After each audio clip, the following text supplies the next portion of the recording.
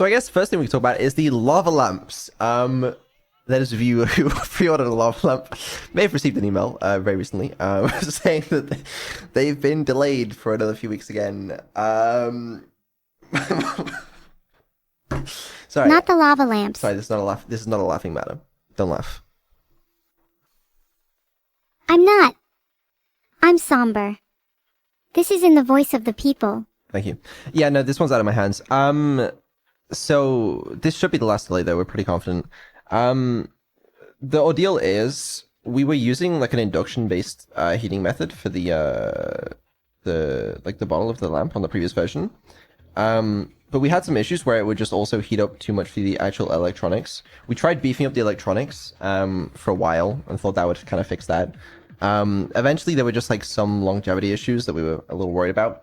So we switched over to like a ceramic-based heating method, and we moved all the electronics like actually at the bottom of the lamp, so they're not really at risk of being damaged by the heat. But that redesign was a little costly in terms of time. And then also when we moved all the electronics down, we moved the LEDs down, then the LEDs were less bright, so we had to get stronger LEDs, so it's been a whole thing. But this one works very nicely. I have it in my hands right now, and it's been working very good for me, no issues, and also in the test we've been running. So, in theory, no more issues. We're actually doing the manufacturing of them right now, so there really shouldn't be any more delays.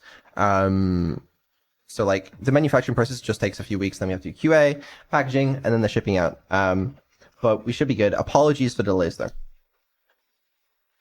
Do you think there was a safer way to test the induction-based method instead?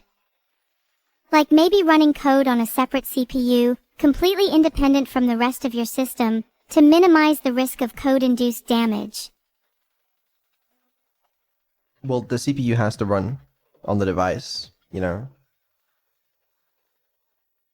Of course, but what I'm saying is what if you were to instead, I don't know, run the code in the cloud? But how is the cloud going to talk Have you to the ever device? considered moving all your code to the cloud? Do I have to spoon-feed you this information? Because that's the cloud-to-device communication problem.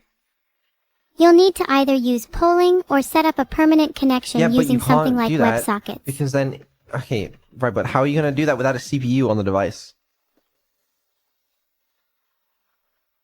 You'd still have a CPU on the device, Well, there you go then. but you'd just run any dangerous code on a separate CPU, What? one dedicated specifically for that, which Okay. isn't even physically connected to the rest of the system, I only allows don't even code know. to run that can interface with whatever cloud communication method is required. Okay, that's great. Thank you for that information. I think that was not very helpful. WoW can't even take good advice. Not sure why we keep you around. I don't know why we keep me around, honestly. That's a really good point. Yeah, no. Okay. Well, that's that. Everyone that ordered one also will have received a small 10% refund as a small apology for the delays. That should, I think, have been credited to you by now. So, there you go. Apologies again, but we should be good now.